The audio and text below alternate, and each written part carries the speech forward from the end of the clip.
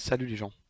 La dernière fois, il y a très longtemps maintenant, on a vu comment est-ce qu'on pouvait faire pour installer Clang et mettre en place notre environnement de travail pour programmer en C sur Visual Studio Code. Aujourd'hui, ce que je vais faire, c'est revenir sur le premier qu'on a eu en C et vous montrer des façons différentes de résoudre les programmes et expliquer au fur et à mesure comment je les fais. Ça sera pas forcément la vidéo dans laquelle vous apprendrez le plus, mais vous pouvez voir des façons d'utiliser C un peu différentes. Je vais juste vous parler de C, quoi. Ça sera un peu un échauffement pour la vidéo sur les fichiers .h, qui sera elle-même un échauffement pour la vidéo sur les pointeurs. Du coup, le premier exercice de ce TD, c'était d'écrire un programme qui affiche si un entier est pair ou pas. Déjà, la question, je l'ai modifiée parce que elle m'arrangeait pas. Parce que dans le TD, ça dit que l'entier, il est passé dans une variable. Et moi, j'ai pas envie de le passer dans une variable, j'ai envie de faire des choses originales. Mais avant de montrer comment est-ce que j'ai passé l'entier dans une variable, on va déjà voir comment est-ce que j'ai fait pour afficher la chaîne de caractères. J'utilise cet opérateur bizarre là, un point d'interrogation. Cet opérateur bizarre, il s'appelle l'opérateur tertiaire, et comme son sous-entend, il prend trois choses en paramètre. La première chose, c'est un entier. Et les deux autres choses, c'est juste autre chose. Vous allez comprendre pourquoi. Ce qu'il fait avec l'entier, c'est il évalue sa valeur booléenne. Si c'est un zéro ou si c'est autre chose. Si c'est autre chose, on dit que c'est vrai. Et si c'est vrai, il retourne le deuxième argument de l'opérateur tertiaire. Et si c'est zéro, donc il évalue que c'est faux, il retournera le troisième paramètre de l'opérateur tertiaire. Donc, en gros, cette ligne, ce qu'elle fait, c'est elle fait prendre le reste de la division euclidienne de a par 2. A est un autre nombre. Du coup, si notre nombre est impair, ça sera égal à 1. Et si notre nombre est pair, c'est égal à 0. Et il fait l'inverse.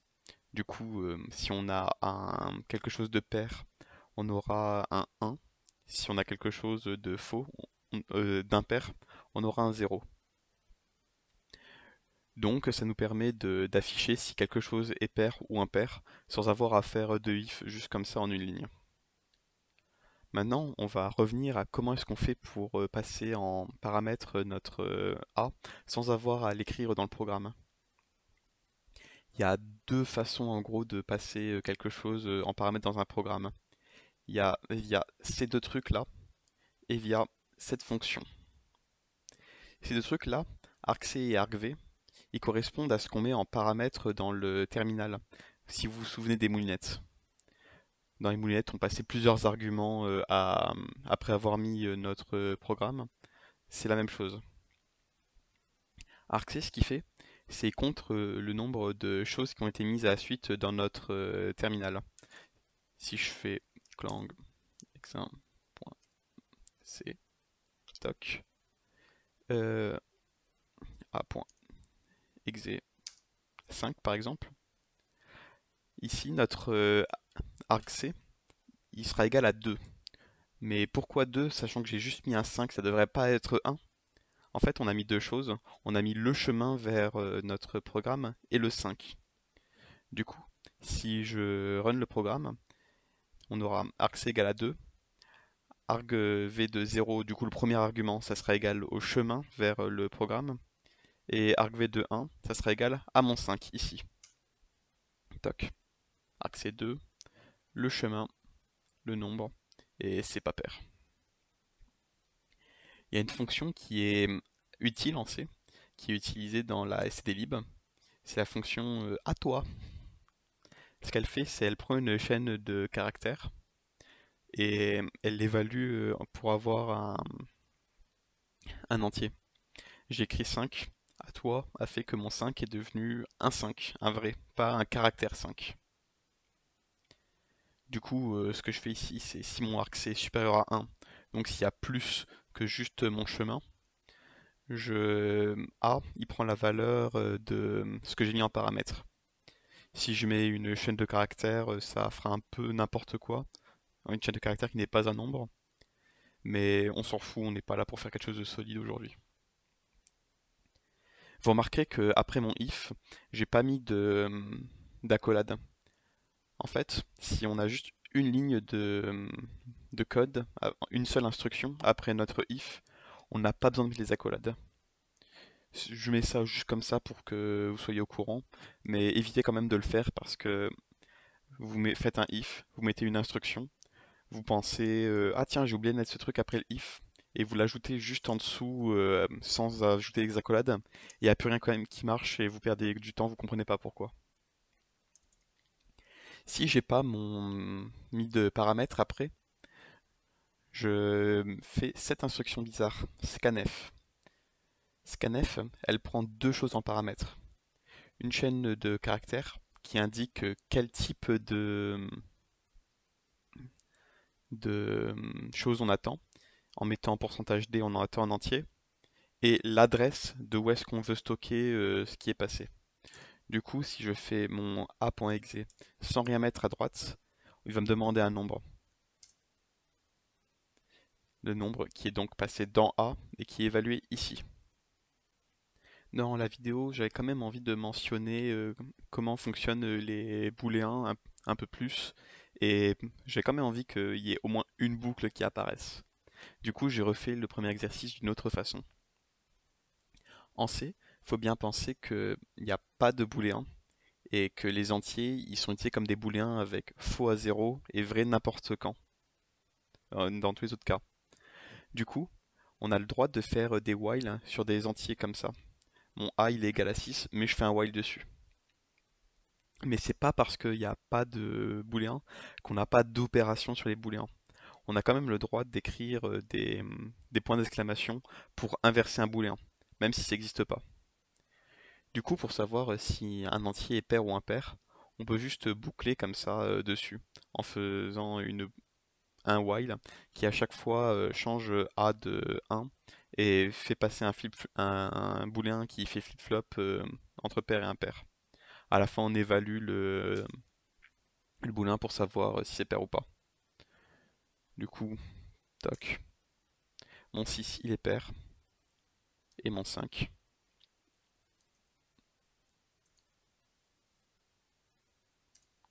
Toc, il est pas pair.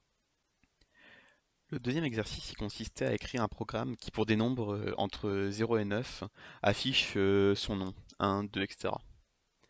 Alors déjà, la première chose que je vais mentionner, c'est avant le main, c'est comment est-ce qu'on fait des commentaires sur plusieurs lignes. C'est avec étoile et slash. Ça sera utile sans doute pour vos projets, pour vos programmes, pour vos notes. Je pose ça là comme ça. Un autre truc qui est nouveau quand vous faites du C et que vous arrivez devant cet exercice, c'est que il y a potentiellement besoin de faire un tableau pour obtenir facilement les noms des nombres. Sinon, on aura un code plutôt moche. D'ailleurs, on verra un exemple de code plutôt moche juste après. Les tableaux, ils ont besoin de plusieurs informations pour être instanciés. Ils ont besoin du type du contenu, de la taille du tableau, du nom du tableau, pardon, de la taille du tableau. Et comme ici on a un tableau de chaîne de caractères, on a besoin d'une deuxième taille. En C, comme il y a de la même façon qu'il n'y a pas de booléen, il n'y a pas non plus de chaîne de caractères. En fait, une chaîne de caractères en C, c'est juste un tableau de caractères. Du coup, ici on a un tableau de taille 10 qui contient des chaînes de caractères de taille 6. La taille 6 c'est juste pour que tous les nombres rentrent, que tous les mots rentrent.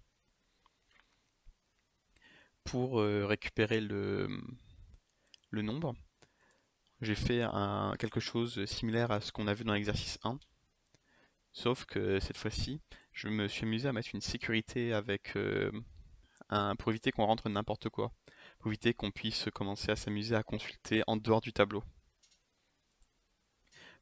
Donc si on a quelque chose dans l'arc C, notre A il prendra la valeur de ce qu'on a mis en arc C, et si notre A il est plus petit que 0 ou plus grand que 9, qu'on va chercher quelque chose qui n'est pas dans le tableau, on demande à l'utilisateur de rentrer quelque chose. Du coup, ce qui va se passer, c'est... eh,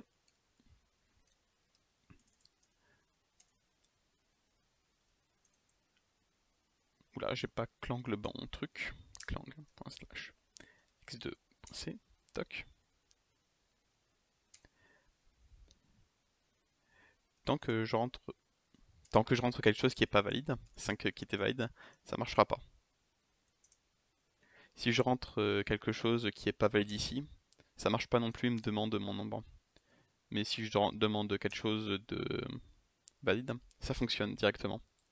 Ce que je veux montrer ici, c'est ce ou ici. C'est pas comme en Python où c'est end. Les et les ou, c'est des symboles un peu bizarres. Les ou, c'est deux barres verticales comme ça. C'est altgr6. Et les et, c'est deux et comme ça. Pour consulter une case d'un tableau, c'est juste le nom du tableau et la case. Et pour afficher une chaîne de caractères avec printf, le symbole nécessaire, c'est %s. Maintenant, on va voir la méthode un peu moche pour faire cet exercice. Donc maintenant, on va voir la version un peu plus moche de faire l'exercice 2. Il y a une version que je vais pas vous montrer, mais c'est l'équivalent de ce que je vais vous montrer. C'est celle avec des if successifs, où vous faites si c'est égal à 0, alors j'affiche 0, si c'est égal à 1, alors j'affiche 1. Ça, vous savez déjà le faire, du coup je vais pas vous le montrer. À la place, je vais vous parler de l'opérateur switch. L'opérateur switch, ce qu'il fait, c'est il évalue ce qu'il y a ici, et il cherche dans enfin, switch, entre parenthèses, quelque chose à évaluer, ouvrez les crochets, plein de trucs avec case. Ce qu'il fait, c'est il va évaluer ce qu'il y a entre parenthèses ici, et quand il va tomber sur le case qui correspond, il va faire ce qu'il y a après le deux points. Si ici il y a un 7, il va voir s'il y a 0, 1, 2, 3, 4, 5, 6, 7, et puis à 7, il va afficher le printf 7. À la fin de chaque ligne, enfin après chacun de vos cases, il faut bien penser à mettre un break. C'est super important. C'est avec ce mot-clé là que vous sortez des boucles par exemple. Mais là, vous sortez pas d'une boucle, vous sortez de votre switch. Pourquoi est-ce que c'est important? Parce qu'en fait, si j'enlève le break sur toc, 7, 8, 9 et default, ce qu'il va faire, c'est il va pas non seulement m'afficher mon... J'ai oublié d'enlever celui sur 7. Toc, toc. Il va non seulement m'afficher mon 7, mais aussi mon 8, 9 et mon nom. Parce que il a vu le 7, il s'est dit, waouh, c'est un 7. Du coup, il a fait ça, mais comme il n'y avait pas d'instruction pour sortir, il a fait tout ce qui vient après. Je remets mes breaks. Une dernière chose à savoir sur le switch, c'est le default. C'est tout simplement ce qu'il met s'il trouve pas votre valeur. Si je mets un nombre beaucoup trop grand, il va m'afficher le nom ici, qu'il y a après le default. Au cas où il n'y a pas trop besoin de mettre le dernier break, je le mets juste parce que ça m'évite de réfléchir sur si je mets un break ou pas de le mettre. Le troisième et dernier exercice du TD, c'est votre exercice préféré en assembleur, qui consiste à compter le nombre de bits à 1 dans un entier. Pour faire ça, on commence par déclarer deux variables. On aura A qui sera égal à 11, ça équivaut à B en hexa, donc 1, 0, 1, 1, et I qui stockera le résultat. On s'attend à avoir I égale à 1 à la fin. Pour faire ça, on va mettre A dans une boucle.